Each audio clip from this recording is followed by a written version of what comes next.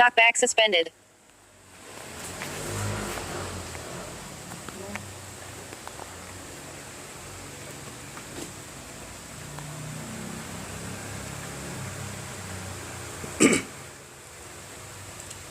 Amen. Purihin ang Panginoon. Magandang umaga kapatid. Ngayong araw ng Lunes. Purihin ang Diyos. Tayo ay sumandaling manalangin. Ama namin Diyos na makapangyarihan sa lahat, pinupuri ka namin o Diyos, tinataas ka namin sa umagang ito o Diyos sa aming pong mga buhay. Lord, humingi po kami ng kapatawaran, anuman ang aming mga nagawa, maging sa kaisipan at sa aming kapwa. At sa umagang ito o Diyos, kami nagpapasalamat sa panibagong araw at panibagong pakikibaka namin sa buhay. Salamat Panginoon sa panibagong kalakasan at panibagong pag-asa na ipinagkaloob mo po sa amin. Lord, sa maghapon nito, hinihiling namin Ama na ikaw po ang siyang mag-ingat at ikaw po ipinagkakatiwala namin sa iyong aming pong mga buhay. Maging sa gagawin namin, ngayong umaga Panginoon na isamahan mo po kami. Tinataas ka po namin, O Diyos, sa pangalan ni Jesus na aming tagapagligtas. Amen. Pasuyo mo yung electric pan. Amen. Purihin ang Diyos. At sa umagang ito ng Lunes, mga kapatid, ay anong petsa na ba ngayon? 17, tama? Sa buwan ng Mayo 2021. Ilang linggo na lang ay magtag-ulan na. Tapos na ang summer season.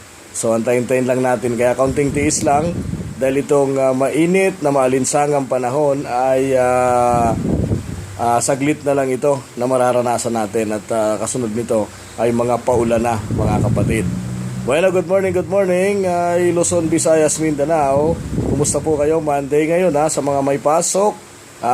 Marami na hong tao ngayon sa kalsada dahil katatapos na lang mo po ng MECQ at ngayon ay GCQ na, mga kapatid. Kaya marami na ang back to work ngayon.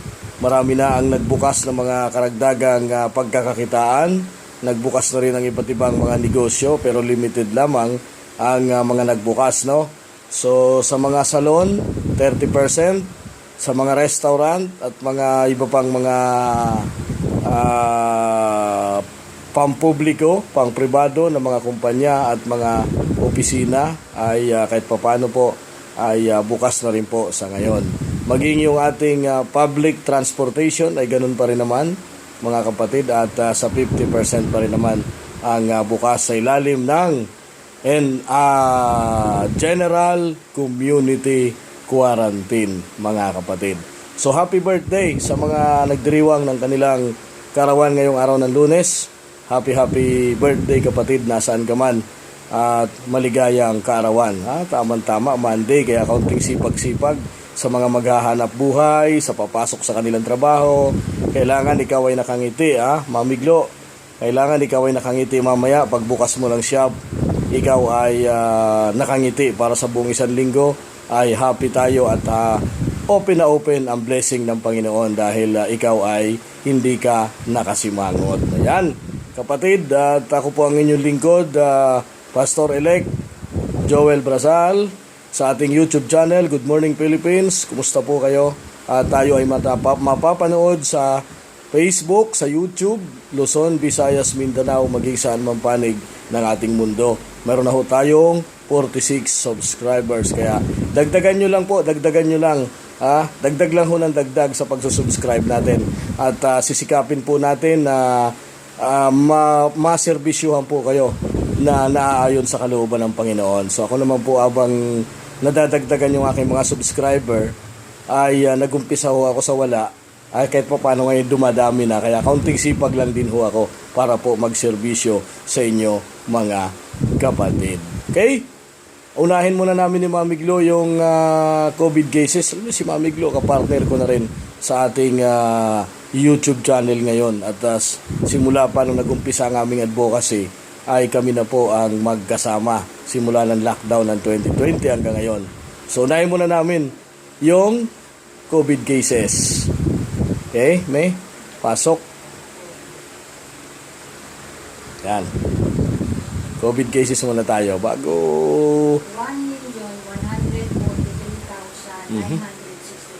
1,143,963. Ilan ang pumasok, May? 5,790. Ingat-ingat pa po tayo. Malaki-laki pa po ang pumapasok. Next, punta tayo sa recovery. 1,069,868. Ang pumasok ay 7,500. wow, palakpakan, malaki ang recovery. Punta naman po natin ang debt. 19,191. Ang pumasok ay 140.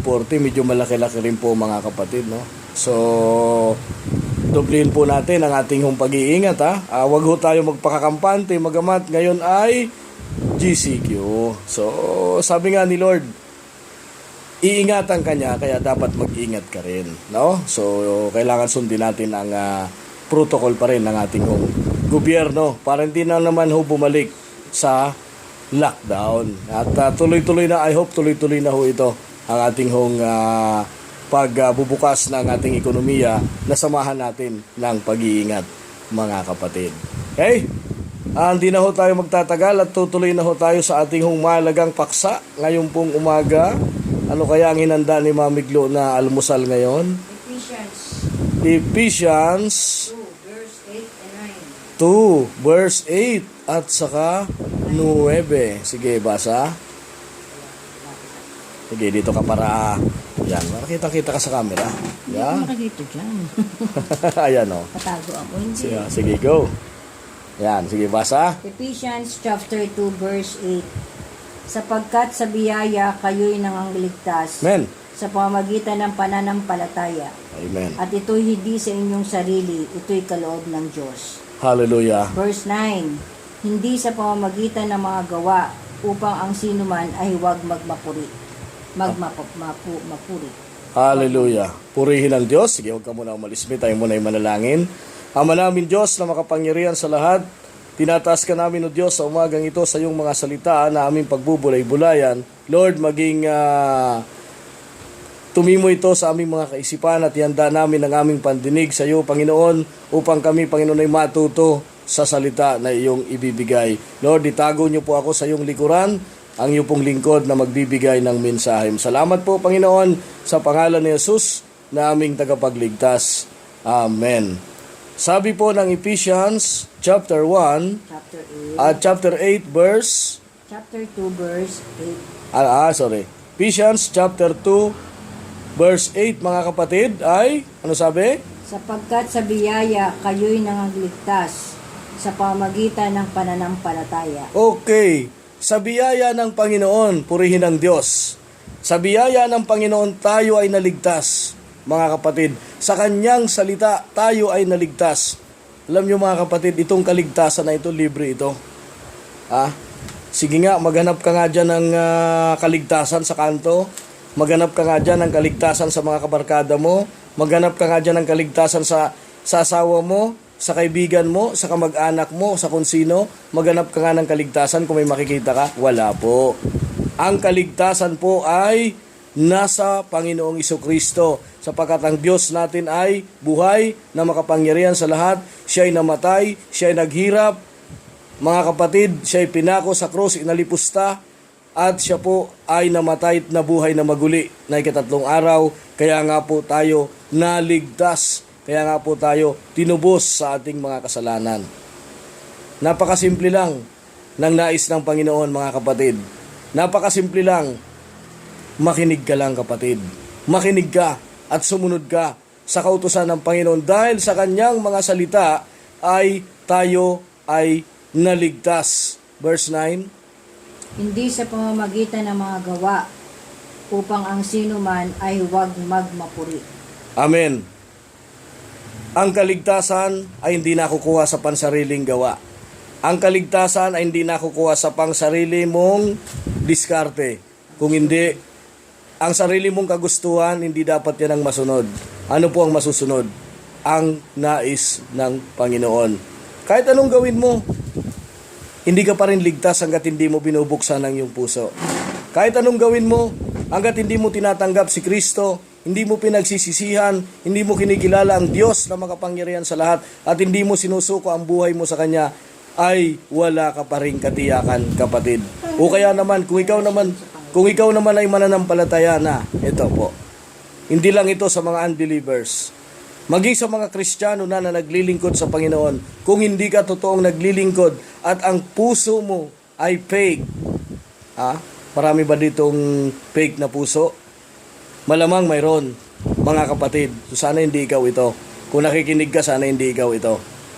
Sabihin mo, hindi ako yun, Brother Joel. No? At sabihin natin sa Panginoon yan, Lord, hindi ho ako ang fake na puso. Kasi kapag mayroong fake na puso, tandaan niyo yung pinag-aralan natin sa Ephesians din, na hindi lahat ng tumatawag sa Panginoon, ay yung pinag-aralan natin sa Matthew, na hindi lahat ng tumatawag sa Panginoon ay maliligtas. Kaya kung fake ang puso mo, kung fake ang pagsamba mo sa Panginoon, kung fake ang relasyon mo sa Panginoon, palitan mo na po ng gold yan. Palitan mo na ng gold. Huwag yung fake, huwag yung silver. Kailangan gold. No? Ikaw ba, papayag ka ba na bigyan ka ng alahas na silver or fake? Hindi ka papayag, di ba? So, kailangan original. Puro. Pagka tinubog mo yung alahas, malalaman mo siya kung, di ba, malalaman mo siya kung yun ay fake. Di ba? Ganon din yung puso natin. Kapag tinubog ng Panginoon yan, no? Kapag alam ng Panginoon ang puso natin ay fake at hindi talaga tunay na naglilingkod sa Kanya, alam mo na, di ba? Bakit napakarami mong problema? Bakit napakarami mong hindi ka makawala sa problema? Di ba naalala mo yung kanta? Magdalena nung problema, ba't hindi ka makawala sa kadena? No? Naalala mo yung kantang yun, kapatid? At hanggang ngayon, nakatali ka pa rin sa problema kahit Kristiyano ka na. Kahit Kristiyano ka na, ay nakatali ka pa rin sa problema. Bakit? Kasi fake ang puso mo, kapatid. Fake ang puso mo at ayaw mong gawing gold, ayaw mong gawing puro upang ikaw ay maglingkod sa Panginoon. No? Sabi ng verse 9, pakibasa ng uli, May. Hindi sa pamamagitan ng mga gawa, upang ang sinuman ay huwag magmapuri. Yun. Akala mo, porkit napakabuti na ng ginagawa mo, pwede mo nang ipagmalaki? Pwede mo nang ipagyabang? Pastor Joel, porkit ba ikaw ay pastor? Ang galing-galing mong mangaral? Akala mo, pwede mo nang ipagyabang? Hindi po. Dahil ang kayabangan, kailanman ay hindi nagtatagumpay. Sapagkat ang sumusunod lamang sa Panginoon, ang siyang nagtatagumpay. Di ba? Kaya nga kapag ikaw ay umaani ng mga papuri sa mga tao, mga kapatid, minsan yung ulo mo umaangat, no? Umaangat yung ulo mo, lumalaki yung ulo mo, kasi umaani ka ng mga papuri sa tao. Dapat hindi po ganon. Hayaan mo na si Lord ang umangat sa iyo. Kung minamaliit ka ng mga tao, kung nilalapastangan ka ng mga tao, hayaan mong si Lord ang magtanggol sa iyo. Sapagkat sabi nga po, di ba, ng Biblia, ang nagpapakababa ay tinataas ng Panginoon. Sapagkat ang nagpapakataas ay siya namang binabagsak ng Panginoon. Kaya huwag kang magmapuri, kapatid. Huwag mong puriin ang sarili mo. Huwag mong sabihing malinis ka. Huwag mong sabihing wala kang kasalanan, sapagkat tayong lahat ay makasalanan. Amen? Tayong lahat ay makasalanan. Kaya nga naparito si Jesus Christ. Kaya nga siya bumaba mula sa langit at siya'y bumalik sa langit dahil tubusin tayo sa kasalanan. Kasi kung hindi ginawa yan ni Kristo, hanggang ngayon ay lubog pa tayo sa kasalanan. Ay nandito na nga ang Panginoon. Ginawa na niya ang kanyang nais. Gawin mo na rin yung part mo. Tanggapin mo na ang Panginoon. Buksan mo na ang puso mo. Huwag ka nang magmatigas. Huwag ka nang pusong bato. No? Huwag ka na yung binibibi, sige na, sambahin mo ng Panginoon, sige na, ano ka na, ganito ka na, sige na, bigyan kita ayuda, sambahin mo lang ang Panginoon. Hindi po. Dahil pag hindi mo po ginawa yon, hindi mo binuksan ang puso mo, hindi mo tinanggap ang Panginoon, hindi mo inamin na ikaw ay makasalanan, huwag kang umasa na kapag ka dumating si Lord, kasama ka. At huwag kang umasa na kapag ka dumating si Lord, sa langit ka mapupunta. Eh bakit, Brother Joel, yung mga pumupunta sa Nazareno, hindi ba nila kinikilala si Kristo? O yung mga pumupunta sa San Roque, hindi ba nila kinikilala si Kristo? Sabi nga, di ba? Hindi lahat ng tumatawag sa Diyos ay kilala ng Panginoon. Yun lamang ng mga taong sumusunod sa kanyang kalooban. Okay? Maraming salamat, Mamiglo. Okay? Pwede ka na magpahinga. At kapatid, kung ang puso mo ngayon ay wala pang relasyon sa Panginoon, kung ang puso mo ngayon ay hindi mo pa tinanggap ang Panginoon, o kung ikaw man ay Kristiyano na, matagal ka ng Kristiyano, pero fake pa rin ang puso mo, kapatid, inaanyayahan kita. Gawin nating gold ang puso mo. Gawin nating puro ang puso mo. Itaas mo yan sa Panginoon. Ngayong umaga, inaanyayahan kita. Bago ka umalis, bago ka pumasok sa iyong trabaho, o bago ka magsimula ng iyong trabaho, o kung ikaw naman nagtatrabaho ka, pansamantala mong itigil at samahan mo ako sa panalangin. Pansamantala mong itigil ang ginagawa mo at samahan mo ako sa pananalangin. Kapatid, sumunod ka sa akin sa umagang ito. Babanggitin ko, uulitin mo, at sambahin mo ang Panginoon, buksan mo ang puso mo, tanggapin mo si Jesus bilang tagapagligtas ng iyong buhay. Kapatid, sumunod ka. Panginoong Hesus, maraming salamat po sa oras na ito na nakausap kita. Panginoong Hesus, inaamin ko po na ako'y makasalanan. Patawarin mo po ako. Linisin mo po ako. Panginoong Hesus, binubuksan ko po ang aking puso. Inaanyayahan kita na pumasok ka dito bilang Diyos at Hari ng aking buhay. Maraming salamat, Panginoon, dahil ako'y pinatawad mo na, dahil ako'y nilinis mo na, dahil ako'y binago mo na. Panginoong Hesus, sa araw na ito, ako'y maglilingkod na sa iyo. Sa pangalan ni Jesus, na aking tagapagligtas. Amen. Kapatid, kung nabuksan yung puso mo sa hindi sinasadyang pagkakataon, ngayon dahil kinausap ka ng Panginoon. Kung nabuksan yung puso mo at napalitan ng gold at puro ang puso mo, hindi po yan aksidente na nakausap ka ng Panginoon. Salamat sa iyo. Inamin mo na ikaw ay makasalanan, nagsisi ka, tinanggap mo si Kristo bilang Diyos at Hari ng iyong buhay. Kapatid, ipapanalangin kita.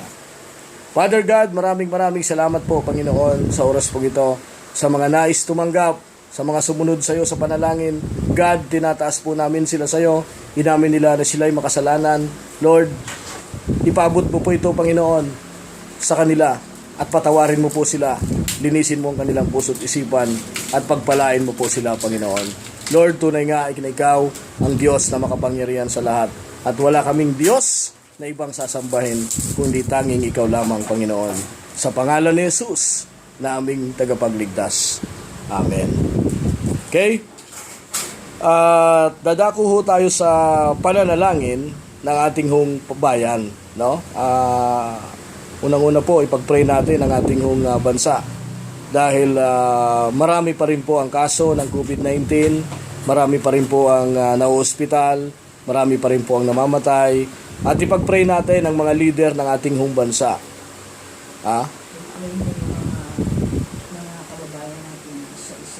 Yun, ano bang nangyari doon sa Israel, me? Yung mga Palestinian, okay.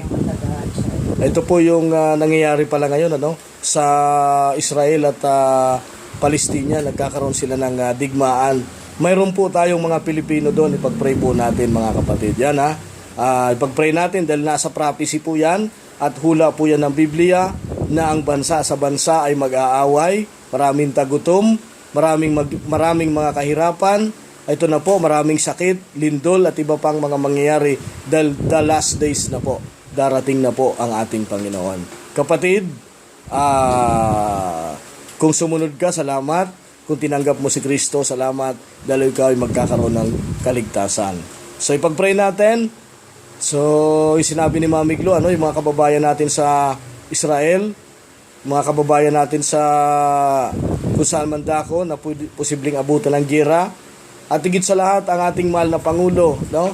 Ako po gusto ko, kung ako tatanungin, ay gusto ko makaharap si Pangulong Duterte.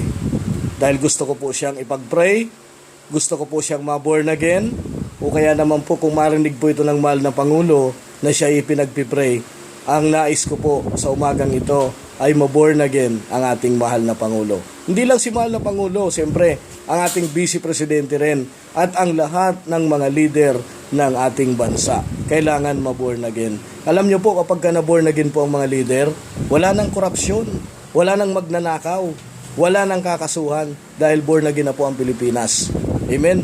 Ito po yung pinapangarap natin na itong ginagawa natin ay may kabuluhan, no? Itong ginagawa natin ay kisa doon sa mga bagay na gumagawa ka ng kung ano sa YouTube, sa Facebook, ito ang maganda, no?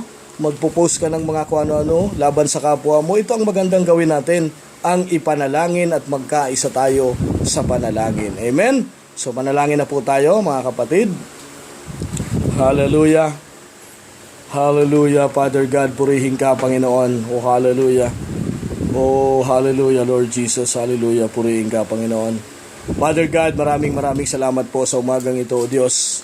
Tunay nga, Panginoon, na Ikaw ang Diyos ng himala, Diyos ng kagalingan. Kaya sa umagang ito, Panginoon, lumalapit kami sa iyo, O Diyos, upang idulog namin sa iyo, Panginoon, ang aming mga pangangailangan. Idulog namin sa iyo, Panginoon, ang aming mga kahilingan.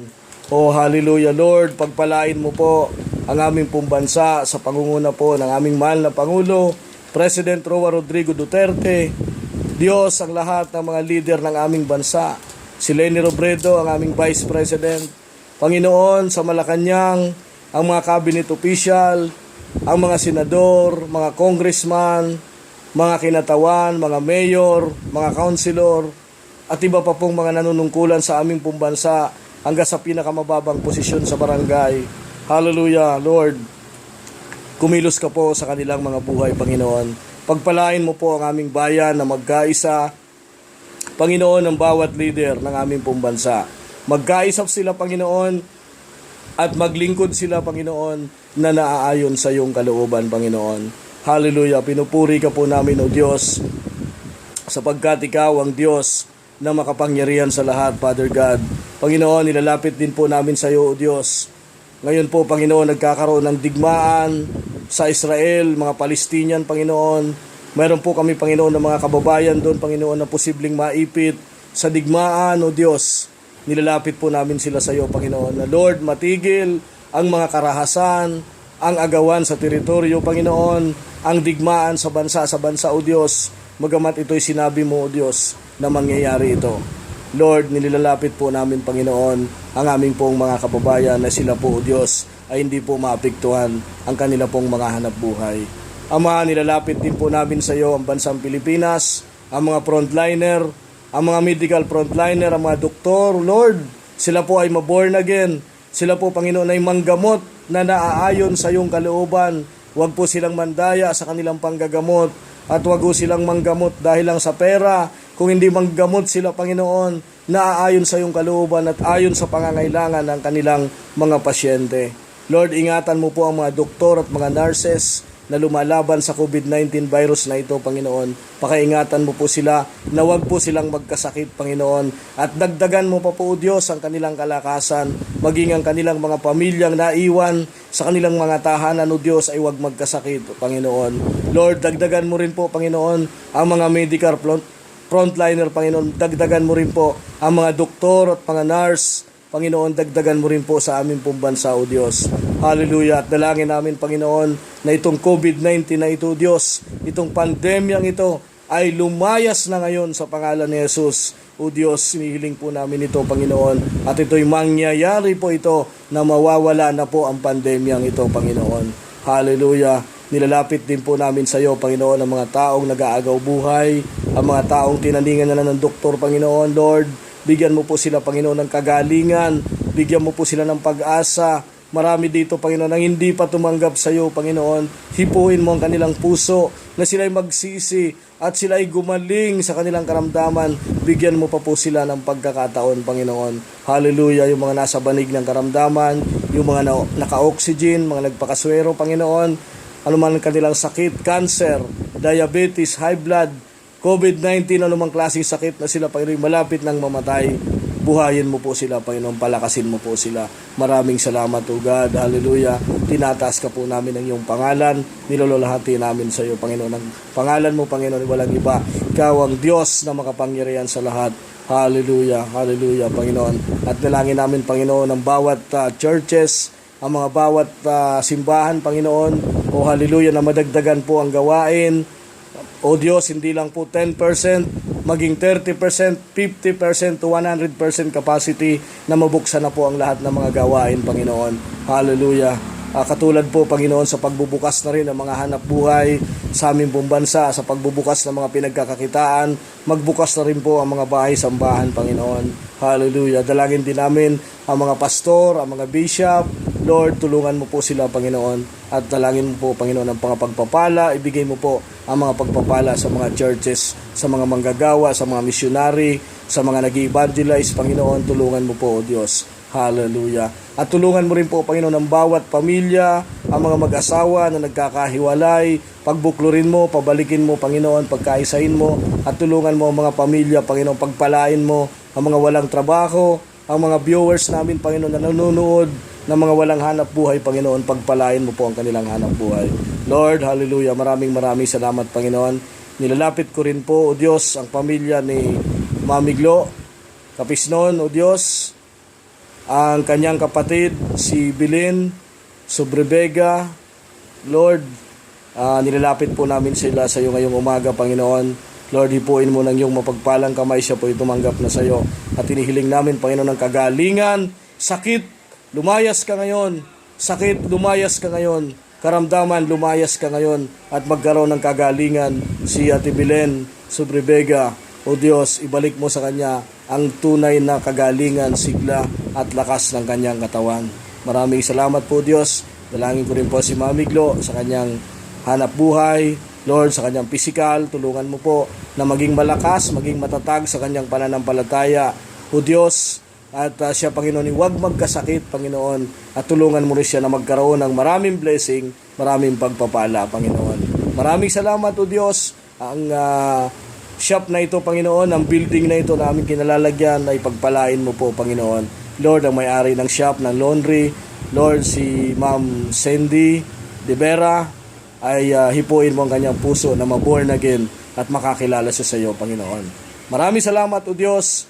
Ang iyong pong lingkod, tulungan mo po ako, Panginoon, at ako po'y lumalapit sa iyo, Panginoon, sa aking pong propesyon bilang magpapastor, Panginoon. Tulungan mo po ako na ako po ay magtagumpay. O Diyos, huwag po ako mapagmalaki, huwag po ako mapagmataas, kundi ikaw lamang ang aking susundin, Panginoon. Tanging sa iyo lamang ako mananalig at ang utos mo lamang, Panginoon, ang siyang iiral sa aking pong buhay. Maraming salamat, O Diyos, at ang lahat ng ito, Panginoon, ay nilalapit namin sa iyo sa pangalan ni Jesus na aming tagapagligtas. Amen. Okay. Ayan, maraming salamat. Punta na tayo sa mga pagbati. Batiin natin ang Winners Independent Church. Binabati ko po si Bishop Chris Barrios ng Winners Philippines. So puntahan po ninyo yung winnersphilippines.com, mga kapatid, at maaari kayong pledge doon kung gusto po ninyo magbigay sa mission. Mayroon po kaming mission, no? Ang pinupuntahan po naming mga bahay, ito pong tinatawag naming Bible study, ay binibigyan po namin sila ng pagkain. Yan, dinadalan po namin ng bigas, dinadalan po namin ng mga ayuda, no? Kasi marami po nagugutom. Kaya kung gusto nyo pong mag-pledge, puntahan nyo po yung winnersphilippines.com, mga kapatid.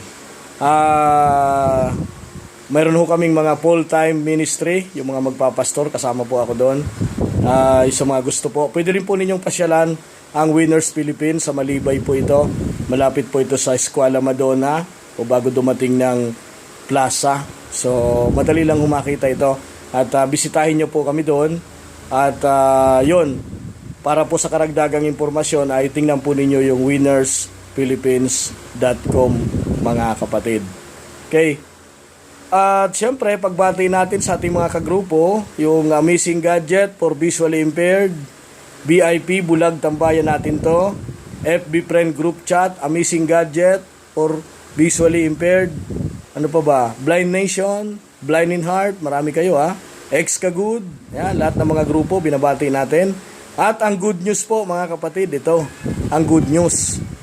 Bukas na po ang P-Joyce Massage and Reflexology.